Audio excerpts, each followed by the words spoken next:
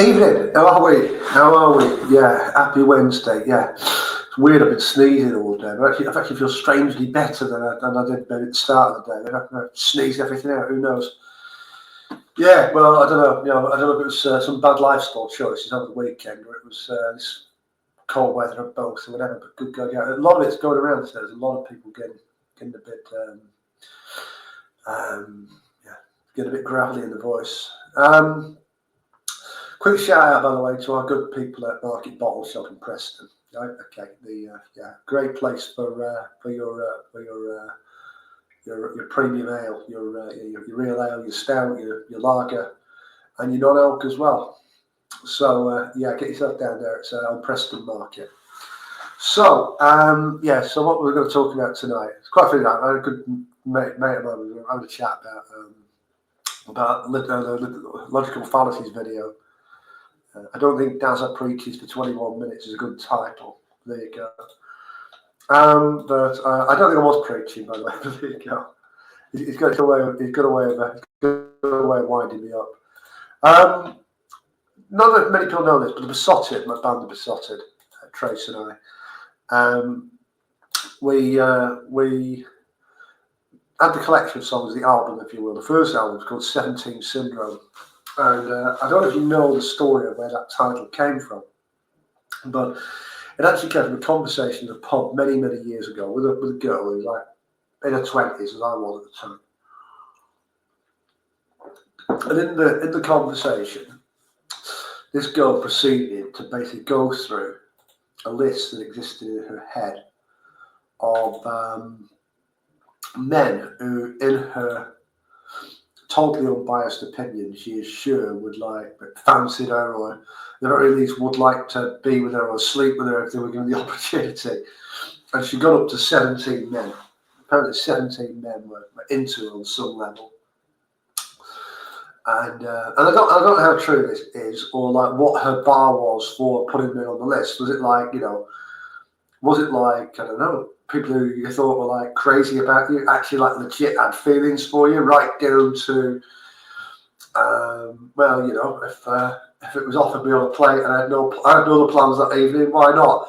It's quite a bit of grey in between those two extremes as well. So what exactly got you onto a list of 17 was a bit hazy and a bit unclear. But she claimed basically that 17 men fancied her, were into her or whatever. And she seems to take quite a lot of pride in this, and quite a lot of strength and quite a lot of comfort in this whole thing about being desired. And I've met a few women like this, but I'm not being sexist here at all, because what this is just one side of something I call the world of possession. And in the world of possession, the men and the women behave as badly as each other. It's quite a trashy place. And it's a place where, I've written here in my notes, hearts, bodies, and minds are strips of territory to be conquered. So, for the men in this world of possession, and you'll see this in the old days of clubs and whatever. But the men, it was about conquering the woman and actually doing the deed, if you will. And for the women in this world, it was like a toxic game of Pac-Man, where they might like flirt outrageously or initiate contact to sort of generate the admiration and generate the desire, and then they get off on like the power and the dominance and the control that they got from that. It was like in Pac-Man when the old thing of when you swallow the pill and the hunted becomes the hunter, yeah. And that's how the world of possession worked. It was very much about kind of winners and losers, because if you I don't know how to put this. It's like, I've got here, things like love, tenderness, feelings, emotions, and they don't come into this at all. It's all about colonization and annexation. Sticking the flag, wherever. But for the girls, it was about sort of what my friend was doing there, and basically sort of taking great satisfaction and comfort in the number of quote admirers that she had. As if that's like look at all these men who want to sleep with me. Yeah. One of the most bizarre episodes of this I ever saw was at work about 20 years ago. There was a girl who came into work, and she actually got this A3 piece of paper, A6 piece of paper, A3 piece of paper. She divided it into 6, and she had these sections on the A3 piece of paper that were like marks out of 10 for the various men on the A3, and in various increasingly ridiculous categories, like looks, personality, intelligence, and then some rather crude ones if she knew the answer. Quite worryingly, she knew the answer in a couple of cases. But we digress. But she had to, one of the categories was, size of equipment. Right? Me neither. But what I found rather baffling about this, even at the time, I mean 22 at the time, was that she needed the strength and the comfort from this, this apparent this list of 6 men who, that may or may not have been true, were into her on some level. It may have been that they just, I don't know, one of them may have been madly in love with her, and the other 4, it might have been just a case of, well, I would if I could. And I thought about, really, before I get smug and conceited about this, I thought about my own past in this area, and I thought about when I was younger. And I remember having sort of, what I would call it, like things, almost like kind of, like teenage type crushes, but these went on in like the first half of my 20s as well. There's 3 people who jump out the page. One of the things I remember about all of these events was being absolutely scared half to death of something.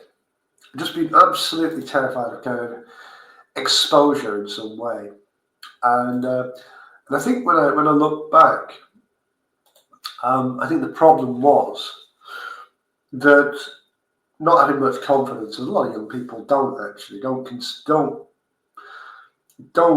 ever conflate the cockiness of youth with actual confidence, but not having much confidence, I seem to see the prospect of rejection as like some sort of emphatic thing. When I was talking to you last night about logical fallacies, so if this person rejects you, it means you are worthless, useless, no good. That's the end for you.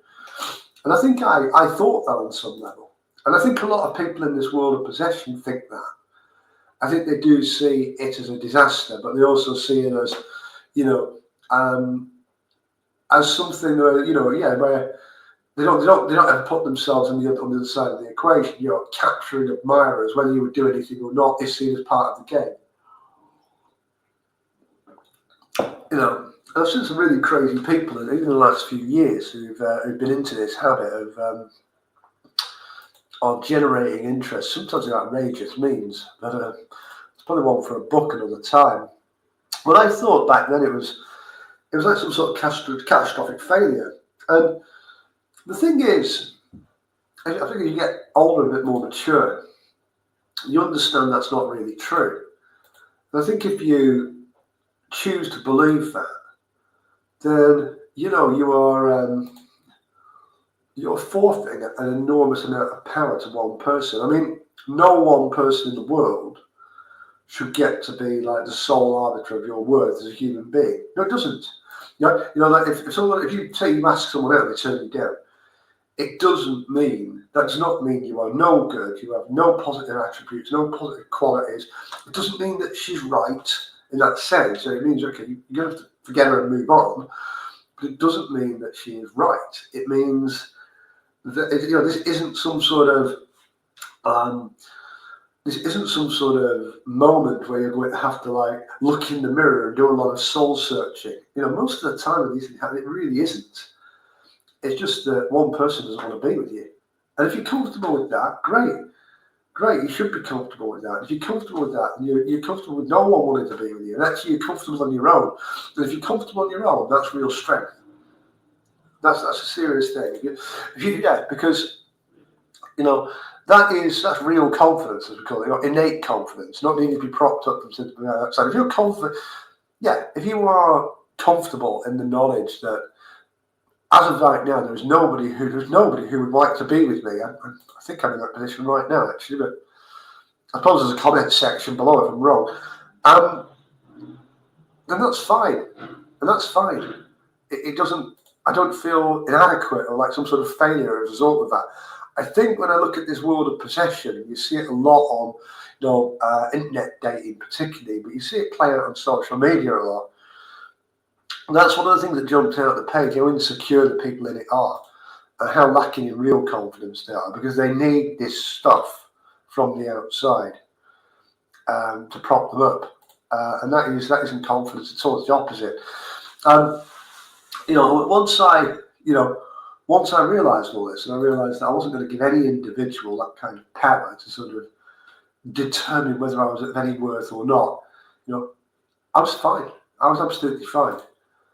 And there's a couple of important sayings here, and I've just written them down. I'll go mad if you're repeating this.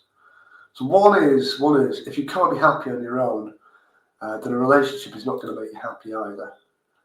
And two is, anyone who needs a relationship shouldn't be inflicting themselves upon someone else. It's a bit like people who said they want to be on a jury, isn't it? They want to be a politician. In this age of sort of Tinder and Plenty of Fish and the like, concepts like that do go over a lot of heads. Perhaps that's why the world of possession is alive and well, and you see it playing out everywhere. Personally, I'm better off out of it, a lot happier. All right, that'll be me for the night. Thanks for listening. Take care.